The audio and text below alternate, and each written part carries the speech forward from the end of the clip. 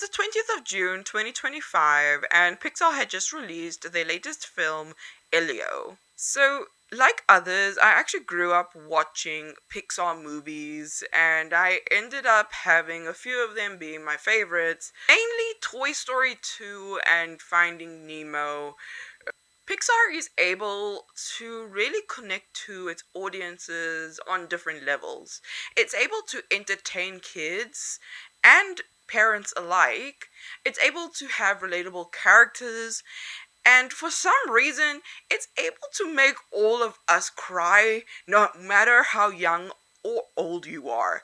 How they're able to do that, I have no idea. I thought about all of these Pixar movies, and then an idea clicked into my head. What if I gave short reviews on each and every single Pixar movie, starting off with Toy Story and finishing off with Elio, talking about what each movie is about, if there's any standout characters, the different things that I like about the movie, and of course, an overall rating out of 10, and then compiling it all in one long video. Just a few things to note. I'm not actually able to watch all 29 movies in one day. What I'm going to try and do is just watch one or two Pixar films a day and then come here to film each one and, just give my raw thoughts on each of them. I also have to note that I'm not going to be watching the miniseries or the Pixar shorts, just the feature films. So basically from Toy Story to Elio. But before we get into the nitty gritty, I just want to introduce or reintroduce myself. Hi, I'm Sassy Critic. I talk about films, television shows, and everything around it. So if that's your thing, hop on for the ride. And what a ride it is, because today we are going to be diving into every single Pixar feature film, starting off with Toy Story to Elio.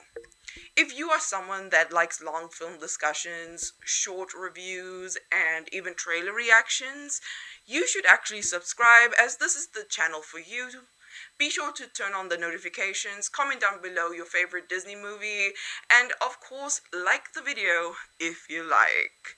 We also have a Sassy Critic 107 email. It will be sassycritic107@gmail.com. So if you're someone who has a video request, a movie request, or you are a fellow collaborator that wants to discuss some ideas, sassycritic107@gmail.com is the email for you. But I think we've taken a lot of time in the intro. Let's talk about each Pixar movie. Part 2, A Bug's Life. Released in 1998, directed by John Lasseter and starring Dave Foley, A Bug's Life follows a young ant by the name of Flick who is sent out by his colony to go and get some help so that they can collect food to give to the grasshoppers. On his way, he comes across this bar establishment and he finds these circus bugs who he mistakenly thinks are warriors. He convinces them to join his colony so that they can fight against the grasshoppers. But as soon as Flick finds out that these bugs are not warriors, they are instead circus bugs, instead of telling his colony, he instead insists on keeping a facade for the rest of them and goes along with this plan to fight against these grasshoppers. So this was an interesting movie. It was a slow burn, but I did find myself enjoying it by the end of the movie. And I do have to admit the film does have little funny moments here and there.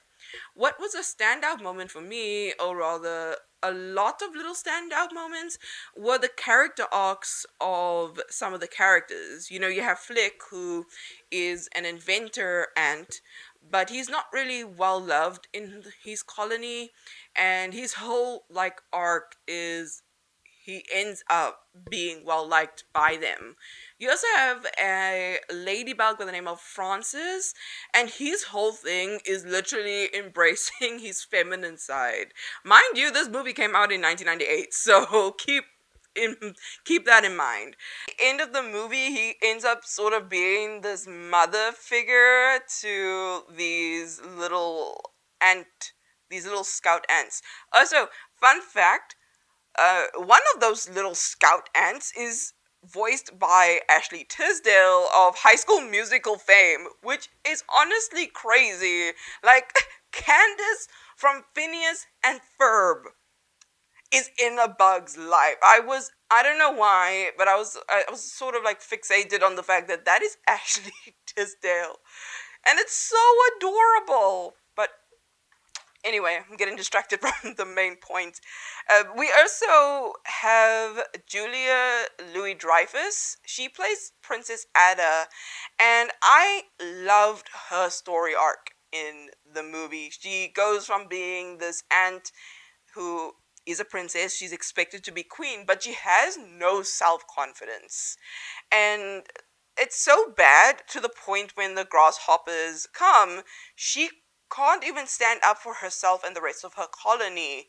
But that confidence is slowly built over time, and by the end of the movie, when the grasshoppers go to the colony for like that final time until they get fought off, Princess Ada stands up for herself and for the colony, and it's so well earned and so well developed that it was a really big standout moment for me in the film.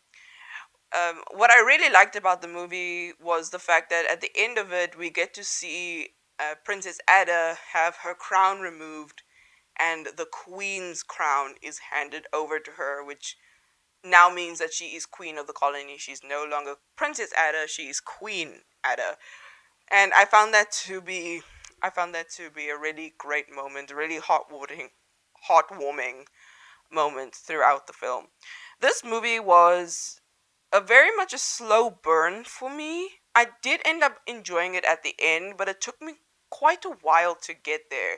And yes, there were little moments that I really enjoyed and laughed along to, but it wasn't enough for me to give it a high rating as I did for Toy Story, because I think I really just started enjoying A Bug's Life fully, literally after the second half moment, as we entering the third act.